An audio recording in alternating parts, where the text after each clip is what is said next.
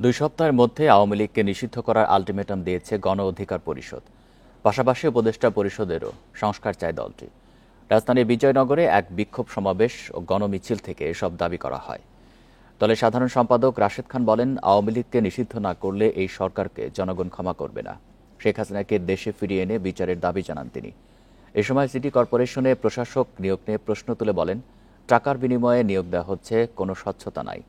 জনগণের সেবা নিশ্চিতের জন্য আগামী 2-3 মাসের মধ্যে স্থানীয় সরকার নির্বাচনের দাবিও তার।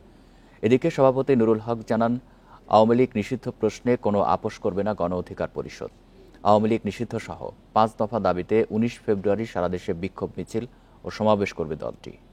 কোটি মানুষের আস্থার ভালোবাসায় 11 বারের মতো দেশের 1 নম্বর রেফ্রিজারেটর ব্র্যান্ড ওয়ালটন। এই অন্তর্বর্তীকালীন সরকারকে আলটিমেটাম দিচ্ছে, আগামী 2 সপ্তাহের মধ্যে আওয়ামী লীগকে নিষিদ্ধ করতে হবে।